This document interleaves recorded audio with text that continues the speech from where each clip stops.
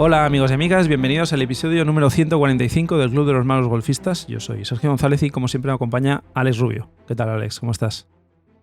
Hola Sergio, pues mira, aliviado porque esta semana he ido al fisio. ¿Te acuerdas que te comenté junto con Jorge, que estuvo la semana pasada, que tenía un dolor en el hombro, brazo, de darle tanto al driver, cada vez me molestaba más y tal? Pues he ido al fisio y tengo una noticia buena y una mala. La buena, que bueno, que es una sobrecarga, de tema de contractura en el supraespinoso, sobrecarga de darle mucha caña. La mala, que como no lo cuido un poco, puede ser más grave. Evidentemente. Bueno, lo que te decíamos, ¿eh? Sí, yo le he dicho que parar no es viable. Entonces me ha comentado, pues bueno, que un poquito de hielo, Rebajar al menos, rebajar. Sí. Bueno, ahora viene el verano, paramos un poquito los torneos también, haz un poco de bondad, ¿no? Y no sé, de hecho tenemos a Jorge aquí con nosotros esta semana otra vez. ¿Qué tal, chicos? ¿Qué opinión tienes de este tema?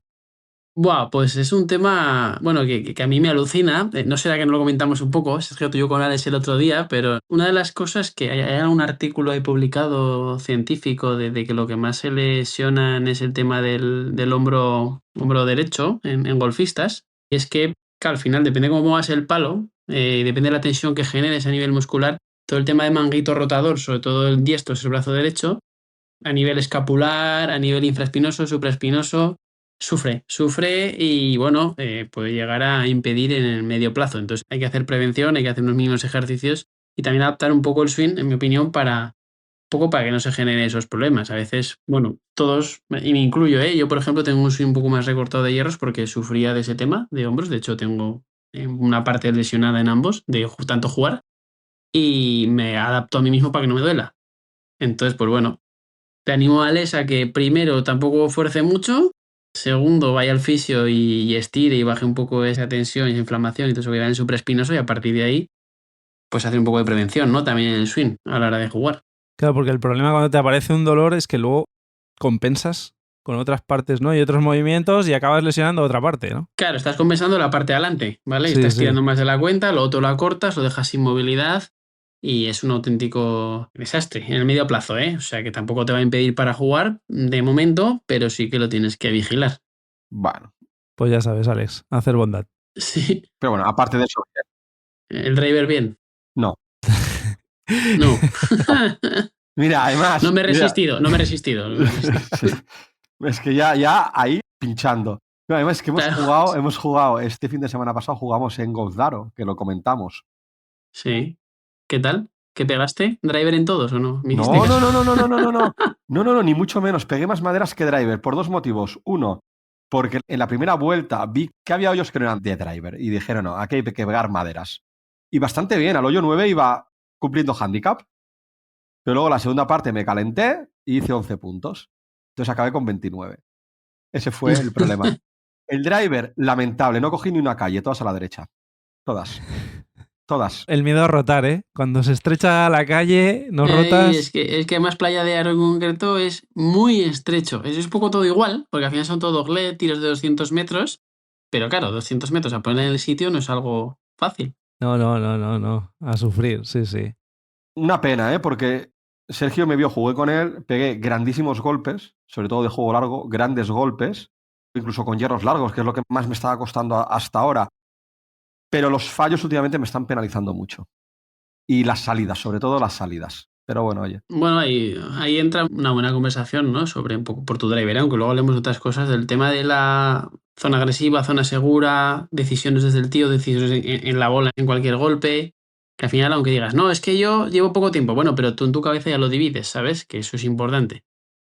No, pero es un tema de que tengo el driver cruzado. Fallé alguna salida con otro palo, ¿eh? Ya. Pero tengo el driver cruzado, aunque vaya a la zona segura, el driver me acabará fuera límites. O sea, Mm. ese Ya. es el problema.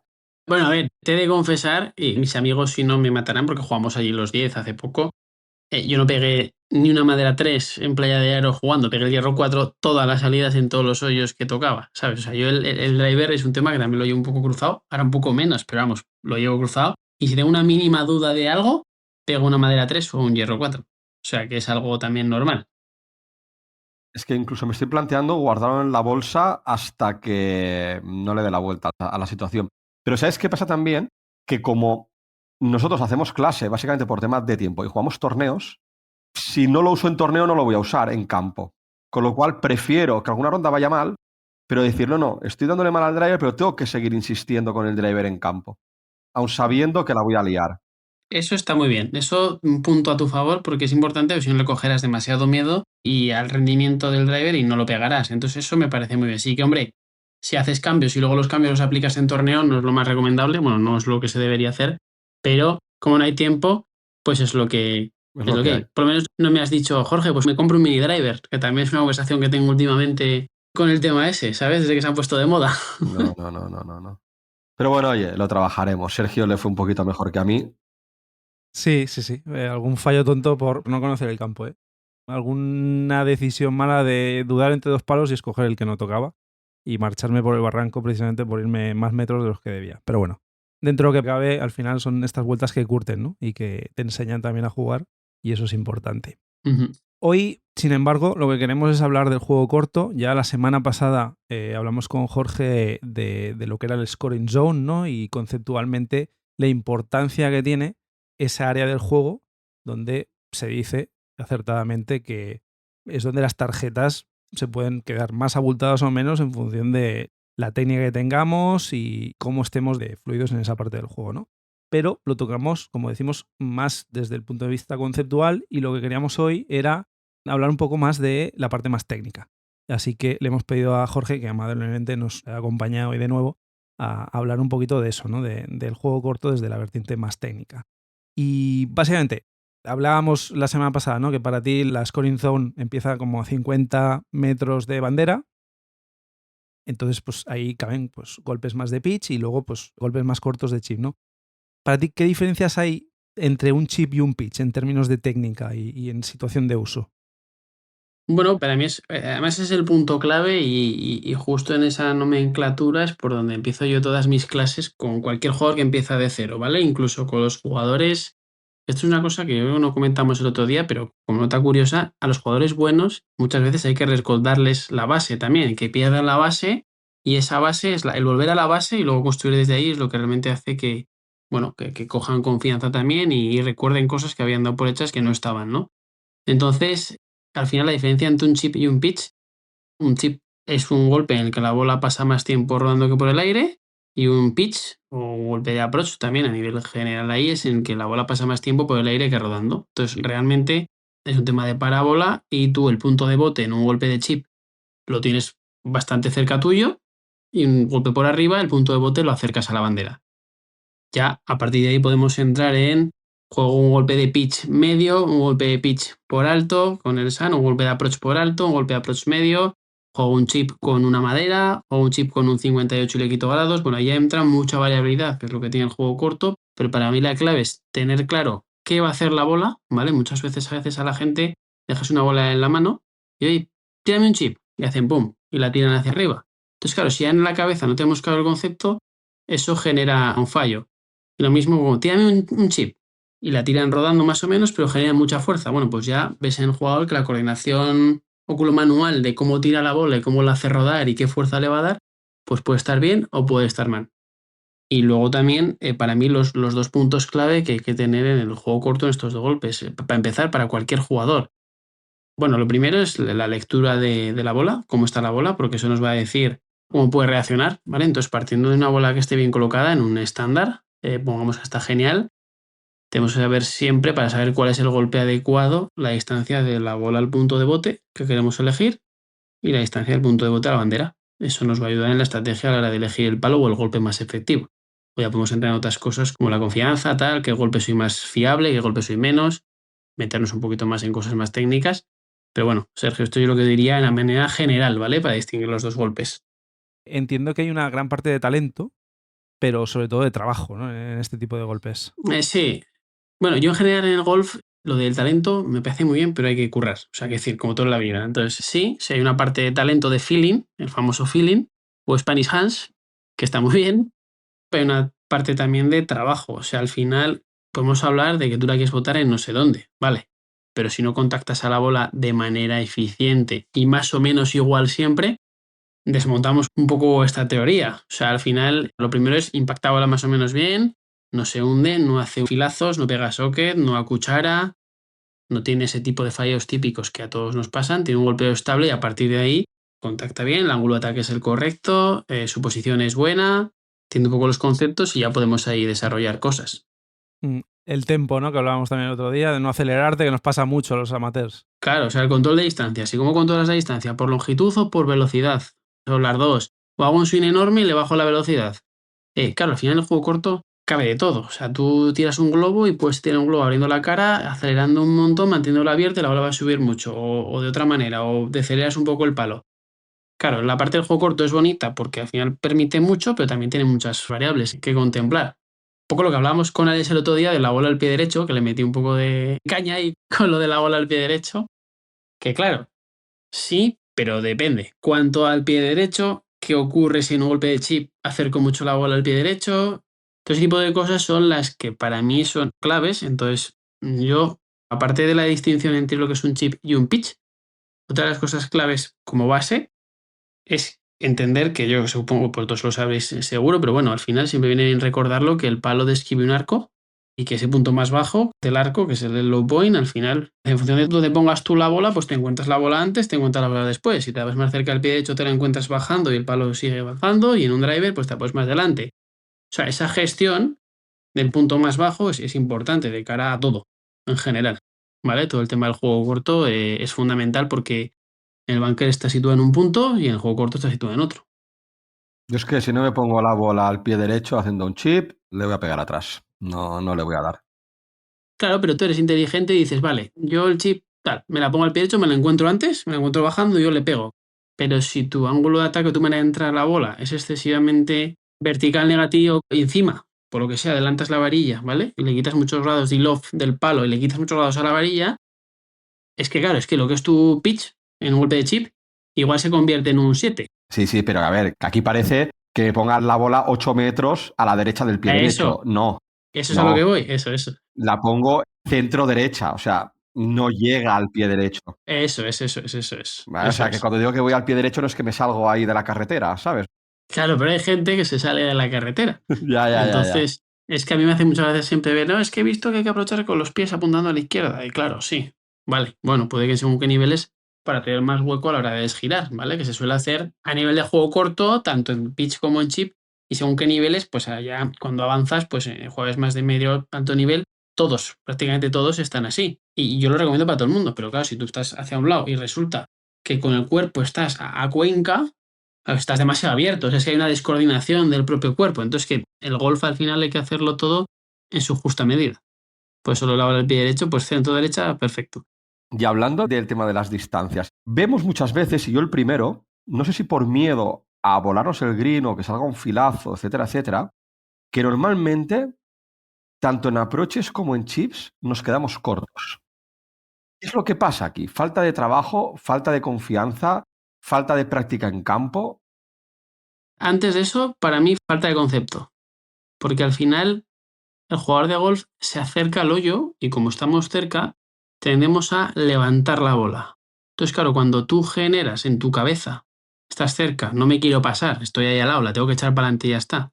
Ese concepto de tengo que levantar la bola, lo que estás generando en el palo erróneamente es un acucharamiento excesivo, le pones demasiados grados al palo, con suerte, y entonces la bola sale demasiado alta, pero no a la distancia que toca.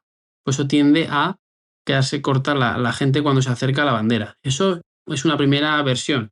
La segunda versión es que la quieres levantar tanto y te asusta tanto que pegas un filazo y le pegas con el canto, porque al final expones demasiado, digamos, el canto del palo, sueltas mucho, acucharas mucho y filazo. Entonces, para mí lo primero es, olvidémonos de levantar la bola, hay que golpear, hay que marcar un tamaño, una velocidad. Sí que os recomendaría siempre que el tema del control de distancias, sobre todo en según qué momentos, marquemos puntos exactos, un poco para tener referencias. Yo al final con los niños les digo, bueno, de bolsillo a bolsillo, de cadera a cadera, de hombro a hombro, pues bueno, tienes 3 tamaños en 3 puntos corporales que te van a ayudar, a partir de ahí tú aplicas una velocidad u otra, pero bueno, vas a tener diferentes distancias y diferentes trayectorias. Entonces, eso te ayuda a contar una distancia, que en ese segmento del juego corto es importante. Ujú. Y luego hablábamos la semana pasada de esa distancia entre 50 y 60 metros que a muchos se nos atraganta, ¿no? Porque es una distancia que no tienes un swing completo, no tienes un palo específico para ello. ¿Nos recomiendas intentar esos golpes siempre que se pueda más por bajo que por alto? Lógicamente, un golpe por bajo va a ser siempre más efectivo, menos riesgo que un golpe por alto. Efectivo, no, menos riesgo porque subes menos el palo. Ahora bien, mi recomendación es siempre la misma. ¿Dónde está la bandera? ¿Dónde la quieres botar? ¿Qué tienes delante? Eso es lo primero. Y a partir de ahí, ¿qué eres tú capaz de hacer? O sea, no es que yo recomiende una cosa u otra. Yo lo que digo es, vale, tú tienes esa información y dices, mira, escúchame, que yo tengo la bandera a 50 metros, soy un jugador que no se me da bien dar golpes bajos y que quiero apretar mi 64 grados pegándole al 90%. Aunque no tenga nada delante, bueno, pues tienes que pegar ese golpe. Pero tú ya eres consciente de que te cabe otro, ¿sabes? Que puedes pegar un pitch por abajo a 3/4. Pero claro, todo esto se entrena. O sea, al final se entrena. Pues subo a 3/4 y acelero con un pitch y veo la bola baja. Porque, claro, cuando ves a jugadores que llevan más tiempo dices, ¿cómo este jugador ha conseguido decidir bien y sin pensar? Natural, pum, pum, oye, parece que está y le sale, claro. Previo a eso hay unas horas de trabajo de subo hasta aquí y acelero y tú acostumbras al ojo y a tu cuerpo a que te salga de manera automática para acertar tanto la decisión como en el movimiento. Sí, sí. Entonces, a nivel de riesgo, siempre es más arriesgado el ir por alto que por bajo, ¿no? ¿Estamos de acuerdo en Sí. eso? Mm. Entonces ahí ya depende un poco también de las manos que tengas, lo que hayas practicado. Me imagino también el estado de los greens, si están muy duros o no, si corren o no, ¿no? Por supuesto, la bola, lo limpias que lleva las estrellas del palo, cómo de nuevo viejo es el palo, cómo impactas tú en la bola. Al final, todo esto también, suponiendo que le pegues bien, bueno, pues esto se relaciona con el tema del spin, ¿vale? Todas las variables que van a afectar al spin y ese tipo de cosas. No entremos en limpieza de palos, por favor. Eso para otro día. Que fundamental. Luego, claro, mis alumnos o gente escucharán esto. Jorge, si tú, ya, si yo debería limpiar más mis palos también. Pero es cierto que si tú metes una interferencia entre la bola y el palo, o sea, ahí está, algo no va a funcionar igual que si no hubiese nada. Entonces, pues hay que limpiar las estrías, sobre todo los wedges, con los golpes de juego corto, bueno, en general de todo. Me imagino que se gastan miles y miles de euros las empresas que hacen palos, ¿no? En tecnología en I+D, y todo esto que han investigado será por algo. Hombre, claro, o sea, si ahora se han metido, que es una locura, con el tema de la anchura del bounce, la anchura del filo, el radio del filo, el no sé qué, que ahí hay una variabilidad para elegir, que te puedes volver loco, pues por algo es. Sí, sí. Yo, por ejemplo, los wedges que llevo son raw, Sí, estos que se oxidan más rápido, se sí, supone, para conseguir también más spin, ¿no? claro, por ejemplo, ¿ves? Por ejemplo, ¿y qué tipo de bounce llevas? El más normal, LS, LS, sí, sí, 10S llevas, 10 y 12. 10 y 12. ¿Ves? Bueno, al final eso es un tema importante, ¿no? En función del campo donde juegues, el terreno, si está más duro, si está más blando, pues la anchura del bounce es importante, en fin. Todo eso hay bastante donde elegir. Y luego, ¿qué errores solemos cometer al practicar el juego corto, incluso yendo a entrenar con buenas intenciones? ¿Tienes alguna rutina, algún consejo práctico que nos puedas recomendar a nosotros y a jugadores de handicap alto? Sí, yo al final siempre me gusta dividir todas las prácticas y entrenamientos entre una práctica bloqueada y una práctica aleatoria, ¿vale? Una práctica bloqueada es aquella en la que metes un pensamiento técnico y una práctica aleatoria es en la que ya, bueno, tú al final no piensas y vas ejecutando, ¿no? Entonces, en un entrenamiento de 1 hora, pongamos, donde vamos a tocar pitch y chip, ¿vale? Vamos a hacer media hora y media hora.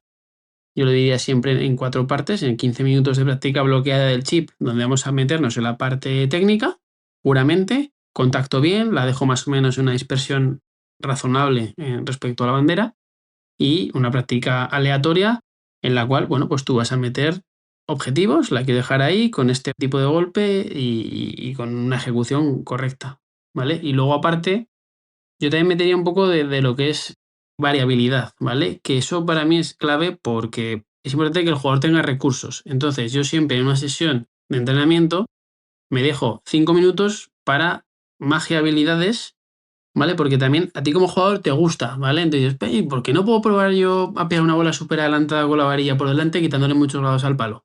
Te viene muy bien, porque al final ves que si tú adelantas muchísimo el palo, pues al final llega un punto que el bounce no actúa de lo que tú adelantas la varilla, por ejemplo. O al revés, o retraso mucho para pegarle mucho con el bounce y puede dar un filazo. Bueno, esos puntos siempre en los entrenamientos yo los recomiendo. 5 minutos ahí de lo que es magia o abrir la cara al palo mismamente para probar a ver qué es lo que ocurre. Entonces así es como yo plantearía un entrenamiento siempre dividido en 3 partes. Una parte bloqueada, una aleatoria y una parte ya de descanso de decir, oye, he visto en YouTube que hay que pegarle con la cara cerrada para sacar un draw a 10 metros. Bueno, pues lo pruebas, nunca viene mal. Totalmente, sí, al final. Todas las cosas que practicas, luego en el campo te pueden sacar de un apuro también, ¿no? Eso es lo que se trata, claro, que Yo la magia no la voy a practicar más. no, No, Tú no. bola al pie derecho, ya está. Yo bola tú al la pie pie derecho. derecho Recuerdo, mira, el último día que hicimos clase... y cabeza quieta. Sí, exacto. El último día que hicimos clase con el profesor de juego corto, ahí donde hacemos clase está la zona de patting green y chip, y detrás está el bar. Entonces, dio la casualidad de que yo tiraba dirección al bar. Entonces, el profesor se puso al otro lado del patting green y le dije, venga, va, que voy a hacer unos globos. Total, bueno, pegué 2 filazos que el tío tenía que hacer paradas de Oliver Atom para que la bola no acabara dentro del bar. Y me dijo, Alex, no tires más. No es lo tuyo, de momento Exacto, no. exacto. Tú al pie derecho. Ya está. Bueno, pero al final dices, oye, por la puerta grande o por la enfermería. Al final, también ese punto de me juego y me tiro un globo donde no toca, también de vez en cuando hay que tenerlo, ¿eh? Porque así te diviertes. Pero no en dirección al bar, igual. No, Igual claro, hay que eso, buscar ni que otro haya sitio. cristales ni gente. Hazlo en dirección al campo prácticas. Tampoco era la condición de RAF para pegar globo. Era un antegreen con zonas sin hierba, que aquello no era para tirar globos. Vale. Entonces, bien, entonces era muy complicado tirar un globo ahí, Sí, claro, un sí, terreno sí, tan sí, duro. sí. Claro. Por eso. Jorge, antes hablabas de puntos de referencia, ¿no? De cadera a cadera y tal. O, por ejemplo, hay gente que utiliza el reloj, ¿no? De 9 a 3. Esto lo trabajas y sirve para todo el mundo, porque a lo mejor no Sí, para todo el mundo puede servir. sirve.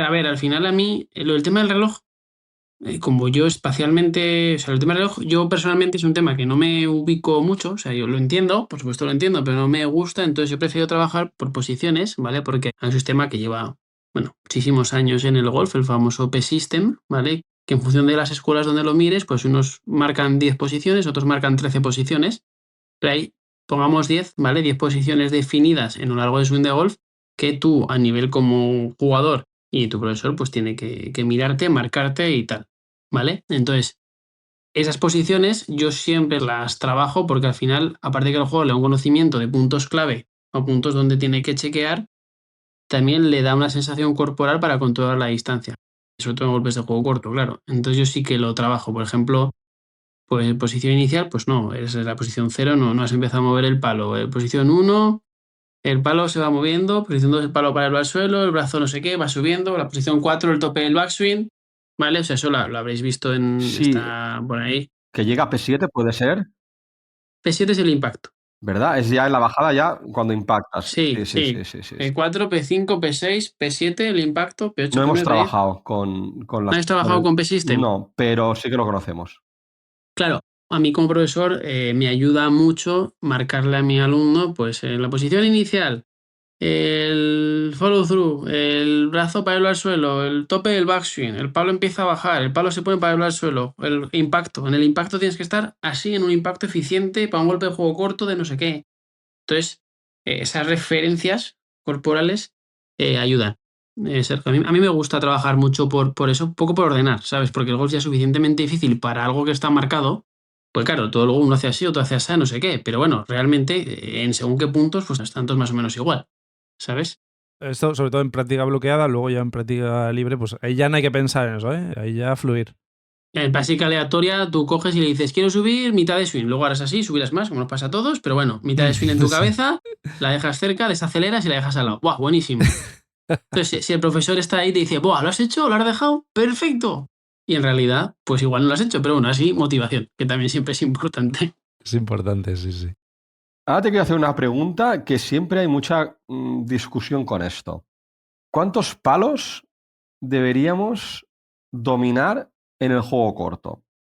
Y separaría entre chip, approach y handicap. Es decir, por ejemplo, en el chip hay gente que dice, no, yo prefiero usar me lo invento, 54 grados, esté más cerca de la entrada de green, más lejos, hago más swing, hago menos swing. Es decir, dominar un único palo, pero saber con tus distancias qué cantidad de swing tienes que hacer.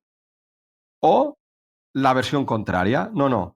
Yo siempre hago la misma cantidad de swing y en función de la distancia en la que esté al green y de lo que quiera rodar la bola, pues tengo que coger o un 54 o un 7 o un 8. Esto tanto para chip como para approach. ¿Tú crees más de dominar muchos palos y hacer siempre la misma técnica o jugar con un palo y dominar ese palo bien? Claro, al final son dos cosas diferentes. Entonces, a golpe de chip, voy a dar un truco que yo uso muchísimo cuando doy clase y que, bueno, igual a la gente le gusta, ¿vale? Eso es un tema que, bueno, yo años dando clase y tal. Primero, el diferenciar cuándo puede entrar un chip o no. O sea, cuándo puedes elegir tú como jugador que tienes que chipear o aprovechar, ¿vale? Porque realmente el chip, como definición, es un golpe que va a estar más tiempo rodando que por el aire, la tienes que botar a 1 metro al principio de green y la bola te va a rodar más o menos en función del palo que lleves. Por tanto, yo siempre les digo a los alumnos, cuando estéis 1,5 metros cerca de principio de green, como mucho, entre 1,5 metros y 2 metros, puede caber un chip. Cuando ya pasemos del 1,5 metros y 2 metros, no. ¿Por qué les digo esto? Porque les asocio un tamaño de swing a esa distancia al principio del antegreen. Y les digo, tenéis que subir de bolsillo a bolsillo, porque un chip es como un pad. Entonces, tú ahí ya tienes el tamaño y tienes identificado que ahí te cabe un chip. Y a partir de ahí, por supuesto, que puedes chipear desde con el SAN, el 54, a con la madera 3, que es uno de mis golpes favoritos, que es chipear con la madera 3. ¿Vale? Entonces, eso es la manera de distinguir cuando toca un chip. Y luego, a la hora de aprovechar o pichear, ahí sí que el mismo palo, tú puedes jugar una bola más por arriba, con un más parábola y la botas al lado de la bandera, un golpe intermedio donde le quitas grados a ese palo y da más, bueno, pues rueda un poquito más, o donde, por ejemplo, tú le adelantas mucho la varilla, le quitas muchos grados y la botas más cerca tuyo. O sea, tú en los golpes de approach sí que varías el punto de bote, alturas, grados, etcétera, y en los golpes de chip sí que yo marco ahí muchos estándares porque realmente no es un golpe muy complicado, porque el tamaño de movimiento es muy pequeño.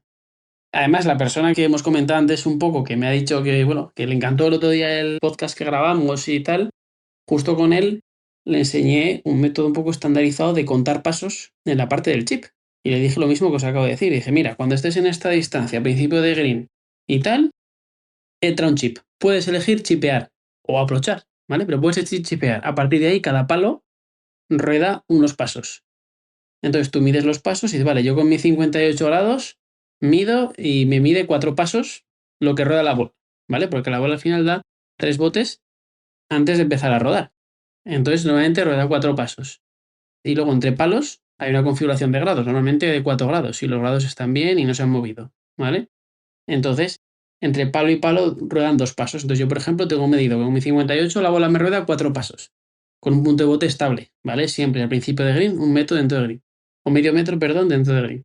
Con mi 54, 6 pasos. Con mi gap, que son 50, 8. Con mi pitch, 10. Voy sumando de 2 en 2 pasos. Entonces, siempre manteniendo mismo tamaño, misma intensidad, golpeo estable y mismo punto de bote, que no es sencillo, ¿vale? Pero al final, más o menos, tienes diferentes rodadas en función de los diferentes palos. Y esto independientemente del handicap o nivel del jugador, ¿no? Sí, hombre, al final, a ver, yo, ¿qué punto haría esto como jugador? El punto en que yo me vea que sea más o menos, porque nunca somos capaces de botarla exactamente en el mismo sitio ninguno, ¿vale? En el que más o menos me vea que tengo un golpeo estable y la boto respecto al punto que yo marco, medio metro a principio de green, pues en un radio de 20-30 centímetros adelante o atrás, pero más o menos que tú veas que la botas casi siempre en el mismo sitio. Sí, porque al final tienes un margen de error y esto con Alex lo hemos jugado Sí, alguna vez, porque yo tengo un círculo de estos de silicona que puedo poner al principio de green sí, y claro, tiene 1 metro de diámetro, 1,5 metros, eso es, eso y es. tienes ese margen de error y más o menos la bola para, en una situación para hacer un pat, Correcto, que es lo que correcto. buscas, ¿no? Eso es, eso es. Así es como yo lo enfocaría, Alex. No sé si te he contestado. Perfectamente, pero ahora te voy a hacer una pregunta con una variante, con un tipo de situación más que tipo de golpe que nos encontramos muchas veces en el campo de golf. En algún episodio antiguo hemos tratado el tema de las posiciones de bandera. ¿Y qué más complicado? ¿Es una posición corta o una posición larga? Y mirando datos y estadísticas, hemos llegado a la conclusión, y lo hemos expuesto en algún programa, que las banderas más complicadas son las banderas cortas. Por dos motivos. Uno, porque los jugadores amateurs tendemos a atacar bandera cuando no debería ser así, ¿vale? Y dos, y lo hablamos en el otro programa, muchas veces nos creemos que hacemos X distancia con un palo y normalmente hacemos menos.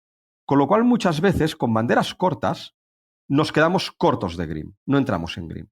¿Qué pasa? Si una bandera está larga, pues chipeas y se acabó, ¿no? Botas en entrada de green, ruedas y fuera, ¿vale? Pero incluso muchas veces, y esto lo vemos mucho en el campo y nos pasa a nosotros, nuestra situación de golpe es el siguiente. Tengo la bandera corta y no puedo botar dentro de green porque me paso por narices. ¿Qué haces en esa situación? Porque lo que veo muchas veces es dos opciones. Una, voy a green, me olvido de bandera. Dos, voto antes de green con la aleatoriedad que tengo con el antegreen o con el RAF de que la bola haga lo que sea para intentar dejarla cerca. ¿Cuál es tu apuesta ahí? Yo te subo una pregunta más a tu apuesta. Ante todo eso, imagínate que puedes tirar un globo, ¿tirarías un globo y la botarías en medio metro? No. Vale, no. ¿Y tú como jugador renunciarías a esa bandera corta para intentar hacer un approach y pad que lógicamente, cuanto más approach y pad hagas, más baja el score, tirando atrás de green para luego hacer dos pads o intentarías botar al corto de green? ¿Tú como jugador qué harías? Yo normalmente, y lo que más veo, es votar corto para intentar dejarla cerca. Vale, por tanto la clave está en la gestión del punto de bote. Tú tienes que gestionar el punto de bote de la manera más efectiva posible, en tu nivel. Y entonces tienes que botar la corta de green. Hasta aquí quería llegar.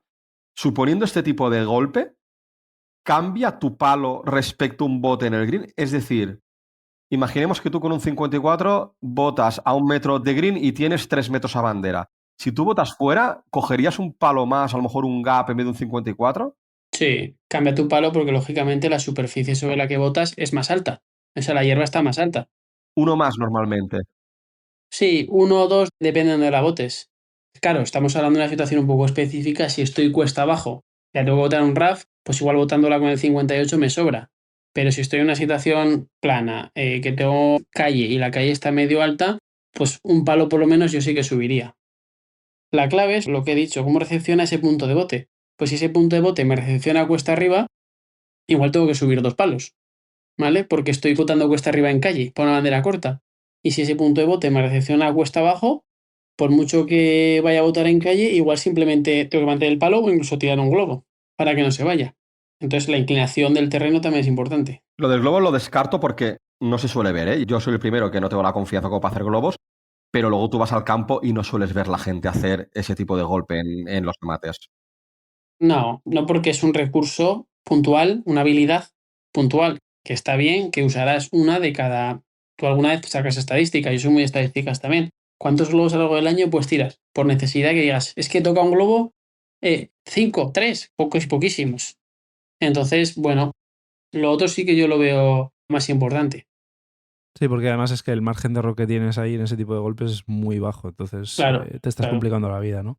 Por ejemplo, hay una situación que os animo a que probéis, que además cuando te jugasteis Playa de Aro, yo en Playa de Aro pateé con la madera 3 4 veces y la dejé dada 4 veces. Como tenía bastantes greens en alto y estaba muy duro, porque me estaba muy duro, estaba un poco seco, a mí patear con la madera 3, estando con un green un poco en cuesta arriba o que esté elevado, me es más cómodo que intentar pegarla, digamos, contra el talud de ese green. Entonces, cuando sean situaciones en las que la bandera está un poco elevada y tenemos que hacer rodarla, con el pad, por ejemplo, tenemos que darle mucho más fuerte, ¿vale? Y con la madera 3, cuando está la bandera elevada y estamos a una cierta distancia, pues es un golpe que es sencillo porque el movimiento es muy corto. Es clan clan y es un pad pequeño. Entonces eso puede ser interesante, sobre todo para ese tipo de situaciones. Es cuando yo lo empleo. Sí, esto, como siempre, recomendamos testearlo antes, ¿no? Porque, claro, se te puede ir la mano y te puedes ir de grid. Claro, claro, eso es. Y luego, una variable de la que no hemos hablado es el tipo de césped y el estado de césped. Imagino que a la hora de escoger el palo y la elección del golpe que quieres hacer, te influye mucho, ¿no? Es lo más importante. Lo primero, ¿cómo está la bola? O sea, que tiene en tu rutina pre-golpe, digamos, más allá de que yo el viento estoy a favor, viento en contra, y mi bola está cuesta arriba, cuesta abajo, por encima o por debajo del nivel de los pies, que esos son pensamientos rápidos que hay que hacer. Lo primero que es leer el lie y ver, vale, cómo está la bola. Está en un agujero, está bien, tiene mucho RAF, y en función de eso digo, vale, y esa bola que está en el RAF y me recibe un green cuesta abajo, ¿cómo va a reaccionar? ¿Se va a ir más rápida? ¿Se va a ir más lenta? ¿Voy a poder meter el palo? Y en función de eso, pues ya eliges un poco el tipo de golpe que tú puedes hacer y el punto de bote. Entonces, lógicamente, leer la bola es clave. si la situación es compleja, recomiendas menos loft, me imagino, ¿no? Y lo más por el suelo posible. Sí. Si la situación es, si es compleja, sí, hombre, sí. Claro, es que también podemos meter muchas situaciones para esto. Si tenemos una bola que está enterrada en el RAF, no vamos a poder generar una fricción correcta entre palo y bola, y por la interferencia entre la hierba y la cabeza del palo, la cara se va a tender a cerrar si no mantenemos un poco las manos más firmes, ¿no? Pues, por ejemplo, en terrenos cuando la bola tiene mucho RAF, pues abrir un pelín la cara del palo, jugar un palo con el máximo de loft, pues bien, siempre está bien. Y luego ya, por ejemplo, si tenemos una bola en terreno durísimo, pues sí, te puedes poner un poco al pie derecho y darle ahí contra el suelo. Pero claro, el palo va a rebotar. Entonces, bueno, ahí tenemos que entrar en juego en cómo trabaja un poco el bounce con el peligro de que puedes pegar un filazo. Entonces es muy importante gestionar, yo por ejemplo, ese tipo de golpes, cuando la bola está en terreno muy duro, pongo la bola centrada, los pesos centrados y busco que el palo, bueno, pues toque justo en el punto más bajo e intenta mantener un ángulo de ataque bastante neutro para no pegarle ni muy hacia abajo ni muy hacia arriba por la situación de bola.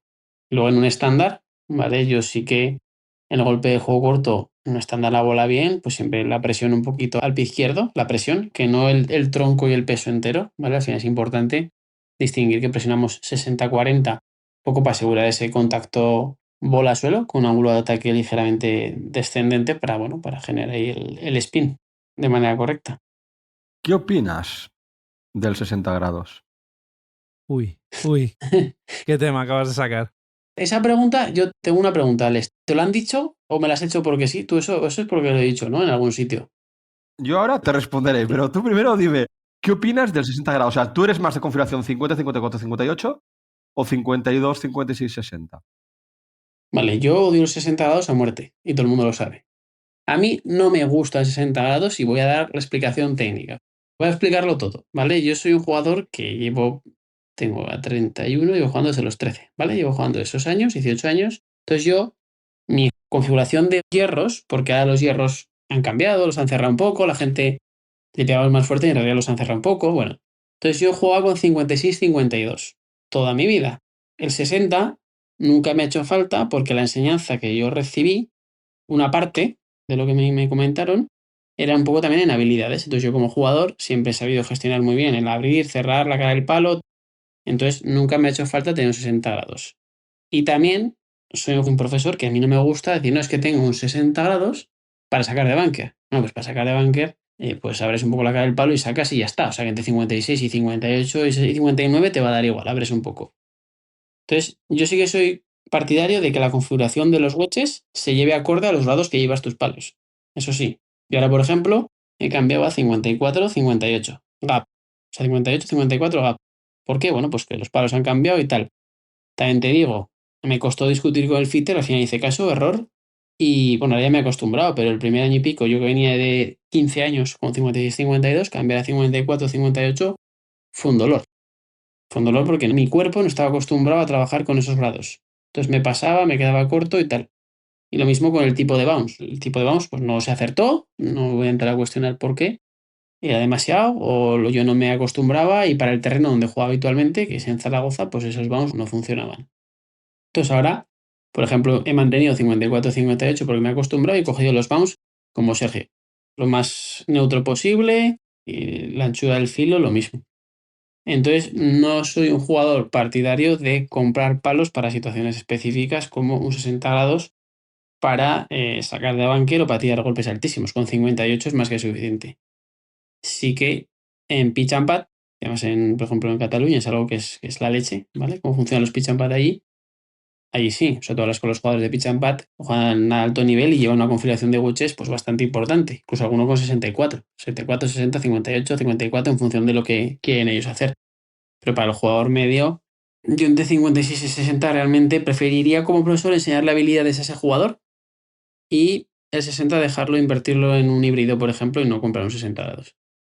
¿Tampoco para alguien que ponga la bola al pie derecho y chipee? No, peor. Peor porque en realidad no estás chipeando con un 60, estás chipeando con un 54. Por eso. ¿Y para qué vas un 54 en la bolsa? ¿O un 56? Para cerrarlo y convertirlo en un 50 cuando chipeo. Vale, entonces ¿para qué ibas un 50? Para seguir cerrando, ¿no? Claro. Ganando palos. Así le va el driver, que lo cierra demasiado. Claro, así vas a acabar con el driver pegando así, con la cabeza para abajo. Sí, sí. No, yo cambié la configuración. Yo en su día llevaba, me los compré de segunda mano, llevaba 52-58. Pero luego yo cuando cambié los palos, tengo un 49. Entonces tenía el dilema de coger 54-58 o 52-56-60. 54-58. Pues cogí Lo mejor. 52-56-60, ¿eh? ¿Y qué tal? Bien, ¿Te va bien? muy contento con el 60. Lo empecé usando mucho, pero cada vez uso más el 56. Yo soy un jugador que no me siento cómodo con medio golpe, o con un tercio de golpe, o un cuarto. No me siento cómodo. O sea, es decir, yo si estoy a 50 metros, prefiero hacer un swing completo, aunque sea suave, con un 60 grados. Bien, lo entiendo. A ver, como recurso a corto está bien. Como progresión tendrás que saber hacer diferentes tamaños, diferentes movimientos y ese golpe que tienes, claro, es un tema que yo, en mi manera de enseñar y un poco lo que también he percibido como jugador, a mí el trabajo de habilidades, sobre todo en el juego corto, es vital. Entonces, yo como profesor me viene un alumno con 60 grados, le voy a decir, oye, a mí como jugador no me gusta, tú como jugador yo te lo dejo, vemos a ver en qué franja del juego, en qué punto lo estás usando en el campo y qué recursos y qué variabilidad te da ese palo cuando lo usas, para qué lo usas. Para sacar de bunker y para golpe a 50 metros a tope. Bueno, Lo vale. uso, sacar de bunker esos golpes y luego lo que te comentaba antes, banderas cortas donde me he quedado fuera de green. Intento botarlo lo más cerca de green posible para que no haya variabilidad antes de llegar a green. Y me va bastante bien. Bueno, a ver si a ti te vale y recuperas y le dejas cerca y luego metes pads. A mí como profesor me vale. Otra cosa es, por ejemplo, teniendo 49 grados en tu configuración de palos, pues si tiene más sentido ir hacia un 54-58 para que hubiese una diferencia de 4 o 5 grados por palo. Ujú. Hablemos un poquito de práctica, ¿vale? Dinos algún drill que nos puedas recomendar para practicar el juego corto sin necesidad de estar en campo. Vale, para casa yo hay un par de drills que me encantan. Bueno, en concreto el aprovechar una mano, ¿vale? Hacer medios swings con la mano derecha y, o sea, al final es importante ver que el brazo derecho, en el caso del golf, es el que genera el lanzamiento del implemento, ¿vale? El implemento es el palo y el brazo izquierdo al final es el que marca el radio del swing, ¿vale? Por longitud y bueno, pues tiene el brazo derecho lanza y la mano izquierda rota y cuadra, ¿vale? Entonces, como concepto al final, el entrenar el lanzamiento y, bueno, coger ese gesto de lanzar el palo y tirar golpes de 15, 20 metros o incluso buscar pegar en la alfombra medios swings con el brazo derecho, eso ayuda a coger la relación de lanzo el palo y le pego a la bola abajo, ¿vale? Para coger bien el punto de impacto. Y luego también, a nivel de que las manos trabajen unidas, a mí me gusta hacer muchos chips a manos cambiadas, ¿vale? Porque al final, normalmente, el jugador diestro tiene dos cosas. El que bloquea de la leche, el brazo derecho lo lleva rígido que no lo puede mover y pega unos filazos porque no hay nada de release de manos, ¿vale? De juego de quiebro y de esquiebro de muñecas. Y el que no hace eso, pues manda muchísimo con el brazo izquierdo. Entonces, para que trabajen de manera unida y consigamos que las manos se pongan en una posición un poquito estándar en el impacto, ¿vale? En el que la muñeca izquierda está un poco plana y la derecha un poco extendida, el gesto a manos cambiadas ayuda un poco a llegar a ese punto porque es más sencillo. ¿Vale? Manos cambiadas, pues al final la mano izquierda abajo, la derecha arriba, y notas como la izquierda está en el punto de impacto y la derecha como está también. Un poco para marcar la posición de impacto. Esos drills para casa, chips a manos cambiadas y golpeos a la alfombra con el brazo derecho, a mí me gustan y los practico. Bueno, con los alumnos lo comento bastante y bueno, incluso en casa yo alguna vez también hago. Y esto lo haces sin bola. Sí, sí, sin bola. Sí, al final sensaciones sin bola pegándole a la alfombra. Al final se pega a la alfombra, el punto más bajo y ya está. ¿Y cómo podemos añadir presión a nuestra práctica de juego corto? Bueno, al final, para añadir presión, lo primero es que te marques objetivos. Cuando un juego entra en el juego corto, cuando estamos en práctica bloqueada, no. Pero cuando estamos en la parte aleatoria, por supuesto, oye, mira, tengo un golpe de 30 metros, tengo 3 bolas, y la tengo que dejar entre 1,5 metros y 2 metros. Si no lo consigo, pues es un cero. O sea, ahí ya estás metiendo presión del resultado. ¿Vale? Eso es fundamental. ¿Por qué 1,5 metros, 2 metros? Porque es la franja en la cual, bueno, pues ahí vas a poder tirar un pad que, bueno, la estadística del Tour es la que es, la nuestra va a ser siempre menos, pero bueno, puedes meterlo, ¿vale? Al final tú como jugador la puedes llegar a meter. Y luego la otra parte es ejercicios en el cual pues vas cambiando de palos y haces un chip, pasas un golpe medio, pasas un golpe largo a diferentes banderas, a diferentes distancias y tienes una bola y tienes que intentar hacer approach y pad. Tú realmente juegas un circuito, por ejemplo, de 18 hoyos o 9 hoyos, donde intentes ver cuántas veces eres capaz de hacer approach y putt, cambiando los palos o manteniendo el palo. Este es bueno, Sergio. En un mismo punto vas a las 9 banderas que hay en el putting green y eso ya te marcará coger diferente palo, diferente punto de bote, diferente rodada. Eso es, y si sacas un 0/18, pues hay un problema. Entonces, bueno, eso está muy bien, porque claro, tú en el mismo sitio donde estás, es que estás cambiando todo. El tipo de golpe, el punto de bote, la presión. Y bueno, dices, es que puede que tú creas que eres un jugador que a 15 metros eres malo y de repente, pues entre 15 y 20 lo has hecho bien, y a 30 lo has hecho muy mal y a 5 también. Entonces, bueno, también te da una imagen de tú como jugador, cómo vas en el juego corto, la dispersión. Y luego también, otro que yo sí que os recomendaría a todo el mundo es el tema de la dispersión. O sea, al final tú cogerte a la misma bandera, un mismo gesto, y dices, vale, cojo 20 bolas y marcando ese objetivo, a ver cuántas dejo en una dispersión entre un metro y medio. Al final eso es importante de cara a cuando aprovechas para ver cómo de efectivo eres a esa distancia. Claro, porque la scoring zone se podría decir que es la zona en la que la dispersión empieza a ser más importante corto-largo que de izquierda a derecha, ¿no? Correcto, En contra de lo que es el juego largo, que eso normalmente es. la dispersión es a lado y lado, ¿no? Es izquierda-derecha, claro. Aquí es donde tenemos que ver si tendemos a pasarnos o no y si estamos cogiendo el palo correcto o haciendo el backswing correcto también, ¿no? Eso es. Y luego, claro, tú te pasas muchas horas en el campo de prácticas y me imagino que mientras estás haciendo clase vas oyendo al lado y lado amateurs que se van dando consejos entre sí, ¿no? Que eso es muy peligroso. Ese es un buen tema.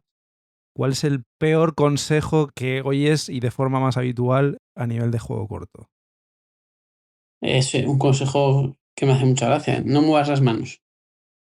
Buen cuerpo. Entonces, claro, yo, a ver, evidentemente luego puedo entender por qué el jugador está diciéndose a sí mismo no muevas las manos. Pero claro, al final las manos se mueven. Pues tienes que moverlas bien y tener un release correcto y que ese release y tu cuerpo y cómo tú te gestionas en función de cómo mueves el palo y cómo se mueve tu cuerpo respecto al palo y las dos en conjunto, haces un golpe efectivo. Pero tú no puedes decir no muevas las manos porque tu único contacto con el palo es las manos y lo más importante es el grip. Es como lo de no muevas la cabeza.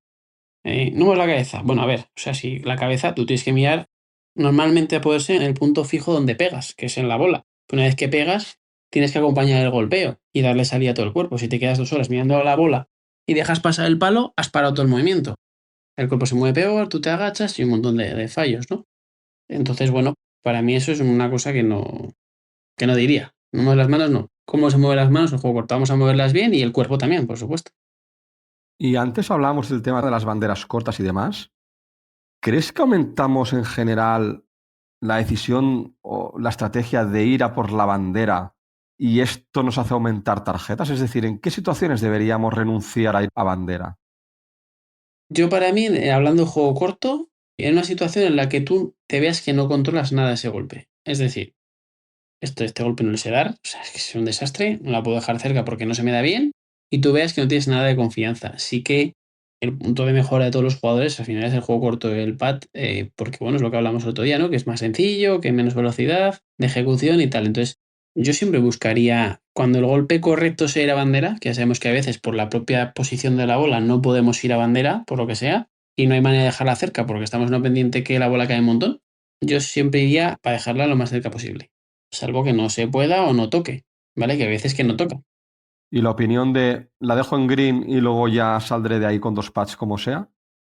Esa es una opinión que a un jugador de handicap 36 es lo que tiene que hacer y un jugador que empieza es lo que tiene que hacer, porque al final es no perder golpes, lo mismo que en qué momento tú entras al bunker y dices, solo quiero sacarle que se quede en green o la quiero dejar cerca o la quiero dejar lo más cerca posible para meterla porque es un golpe que controlo. Entonces, esa progresión se lleva también al handicap. Yo para una persona que empieza le diría sacar la green y ya está, o meter la green aprovechando y ya está. Y para jugadores como vosotros, la tengo que intentar dejar cerca, porque es donde puedo recortar golpes. Entonces, sí que ya en jugadores que llevan un tiempo, la toma de decisiones, como cualquier deporte, es clave. Entonces, tomar las decisiones correctamente, teniendo en cuenta las variables, es importante. Pensar y pensar con criterio de decir, vale, estoy cuesta abajo, está la bola enterrada y tengo la bandera corta, la tengo que cortar corta de green, para que la bola no se vaya y luego dejarme un pad metible. Y si no, pues hago dos.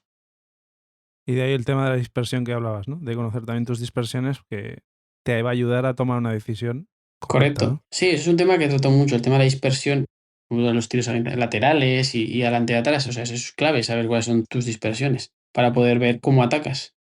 Claro, porque si no ya entras en una lotería, que es la sensación que tenía yo, por ejemplo, el año pasado, ¿eh? Que no controlaba tanto el juego corto, sin ser yo ahora un experto, pero yo encaraba los golpes más como una lotería de a ver qué sale, a ver si acierto esta vez o no, porque no tenía idea de por dónde iban los tiros y de con este backswing cuánto me va a rodar la bola con este palo, ¿no?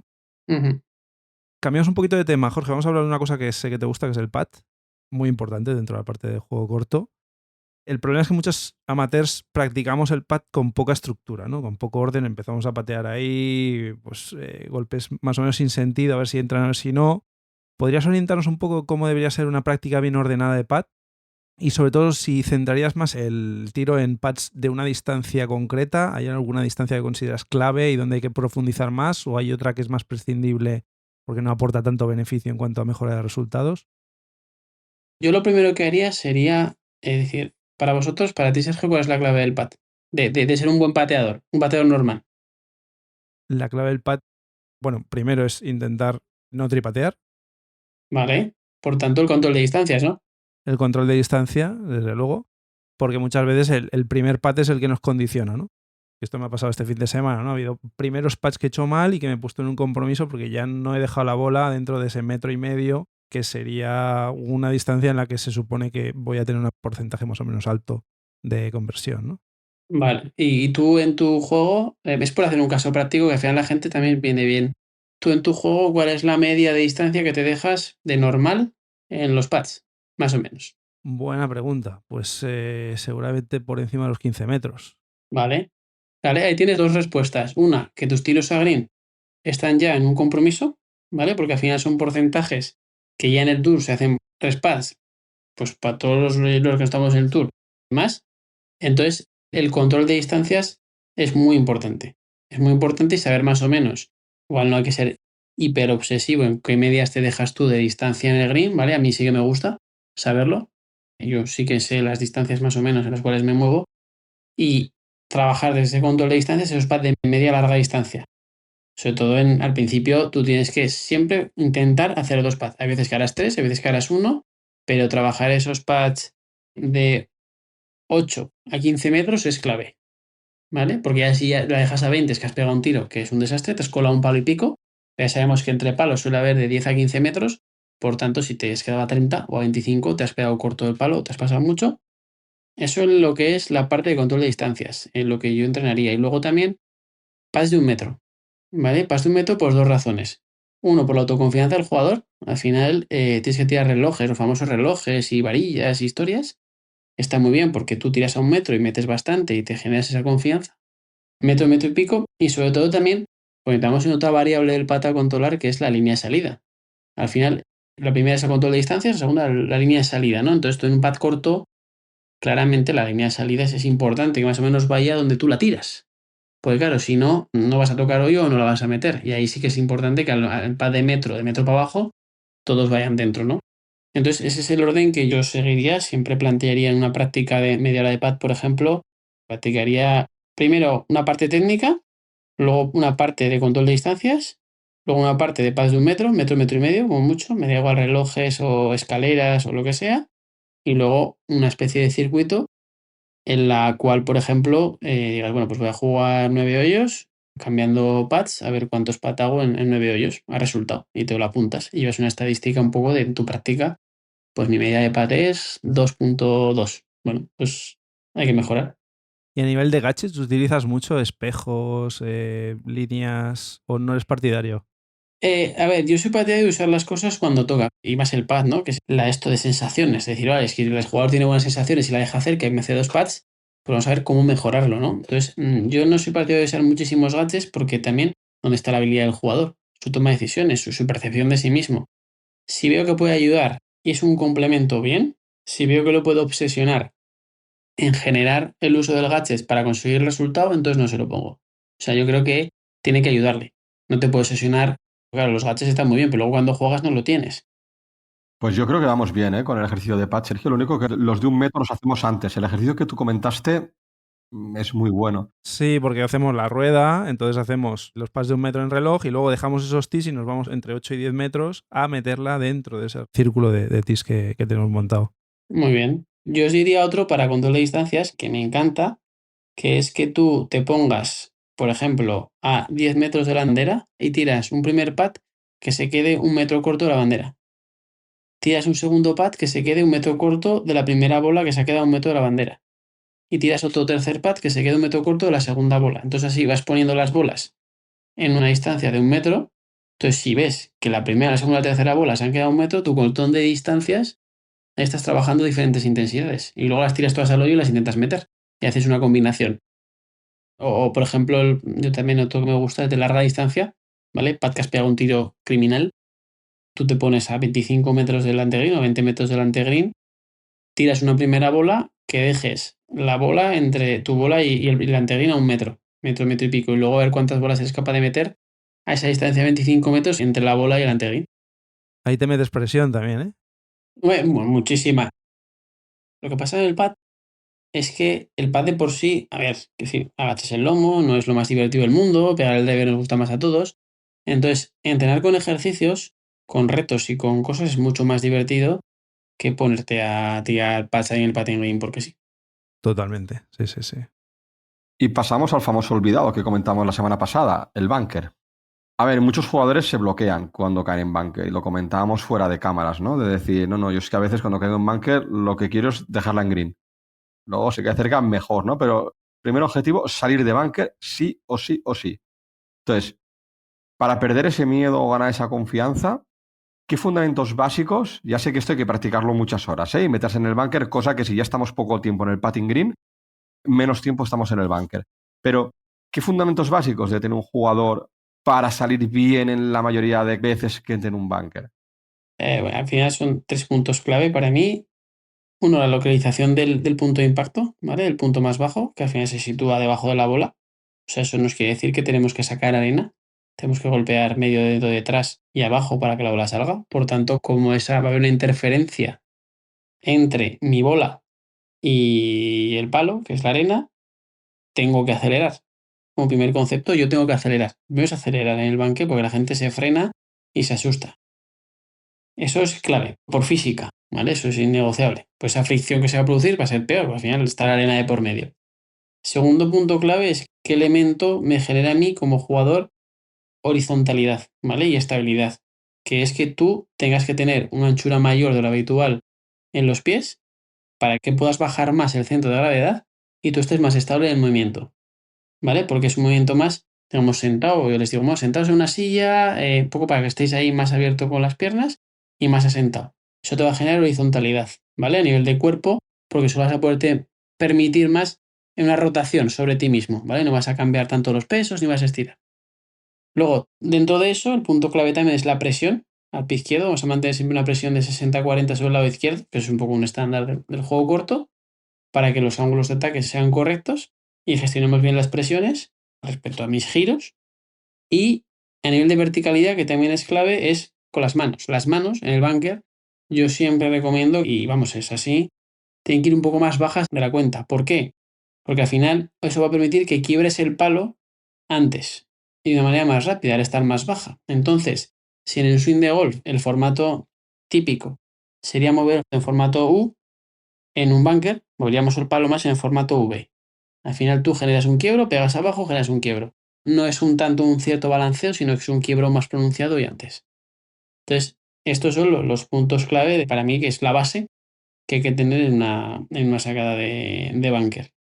Y ahora sí que voy a añadir, que además lo comentamos hace poco en Madrid, mucho la tendencia está cambiando a no abrir tanto la cara del palo, lógicamente por los materiales, los palos y las cosas, y jugar pues con palos abiertos y que resbale el palo y ya está, porque ya llevas 58 grados en la mano. O sea, ya no se hace tanto lo que, bueno, yo por lo menos aprendí hace muchos años de abrir la cara del palo muy a la derecha, los pies muy a la izquierda y la bisectriz, la bola sale recta. Ahora eso ya no hace tanta falta, aunque bueno, a veces lo entreno para según qué situaciones. Y para acabar, hay una estadística que nos dice que estamos mejorando el juego corto, que es si vamos subiendo los up and downs, es decir, que estamos generando mejor juego corto porque la estamos dejando más cerca y estamos pateando desde más cerca, con lo cual hay más posibilidades de convertir. Pero, ¿hay alguna otra forma de saber si estamos mejorando realmente el juego corto? A ver, al final, los puntos de mejora para llegar al punto de soy bueno en la parte estadística, los objetivos que me marco como jugador para superar esa estadística, está bien, pero otra forma sería que tú como jugador veas que ejecutas y dominas lo que planteas. Para mí ese es el punto previo. O sea, yo poner a un jugador de handicap medio que no tiene mucho tiempo para entrenar a obsesionarle con que no hace up and down, el up and down será la consecuencia de su trabajo, de una buena ejecución, tanto en la parte técnica como en gestionar bien el punto de bote o elegir el golpe correcto cuando toca. Entonces, para mí un punto de mejora va más allá del propio resultado, que el resultado es consecuencia de todo lo demás. Entonces, para mí, el llevar un registro de estadísticas es muy importante, pero también es importante pues, la parte de estrategia, de toma de decisiones, de manejo del palo, conceptos claros, impactos estables, bueno, todo ese tipo de cosas. No sé si te he contestado, Sergio, pero bueno, ahí me he ido un poco a la vena de profesor. No, entiendo lo que quieres decir. Al final es avanzarte, ¿no? Sí, A la situación y que luego, según la decisión que has tomado y la ejecución que has hecho, realmente hayas acertado con lo que planteabas, ¿no? Al correcto. final, si consigues eso, quiere decir que estás dominando esta parte del juego. Hemos hecho 2 episodios centrados en el juego corto y yo creo que hemos hecho un resumen tanto conceptual como técnico muy completo, así que te agradecemos muchísimo que hayas estado con nosotros estos 2 programas porque nos ha servido, yo creo que a los oyentes también, para mejorar esta parte del juego que es tan importante. Así que muchas gracias por estar con nosotros. Bueno, a mí y a vosotros por invitarme. La verdad que, bueno, lo comentábamos antes, ¿no? Yo lo he disfrutado mucho y nada, yo siempre encantado de venir y de cualquier cosa que necesitéis, encantado de grabar y de transmitir, que al final todos compartimos lo mismo y es pasión por el golf. Entonces, bueno, pues siempre ayuda. Totalmente. Así Muchas es. gracias, Jorge, y contaremos contigo seguro en futuros episodios y tenemos pendiente una visita a Zaragoza Eso para es. jugar con vosotros y tomarnos una cervecita también. Así Muy que bien. gracias, Jorge. Gracias a vosotros. Y os recordamos rápidamente que estamos colaborando con el circuito Galaxy Golf. Este fin de semana se juega en Gaudí Golf, los días 12 y 13 de julio, y la semana que viene hay un torneo que no estaba en el calendario y que se ha añadido en La Roca, los días 18, 19 y 20 de julio, y que ponen punto y final hasta después de vacaciones, hasta final de agosto, porque el circuito va a parar por las vacaciones de verano. Os recordamos también que tenemos el challenge de los malos golfistas en colaboración con X Golf. Estamos buscando al jugador o jugadora amateur que más baje el handicap esta temporada. Tenéis el link para inscribiros en la descripción del programa y en nuestras redes, tanto en Twitter como en Instagram, en Malos Golfistas. Nada más, lo dejamos aquí por hoy. Os deseamos una muy feliz semana de golf y que vayáis a por el Verdi. Adiós. Adiós.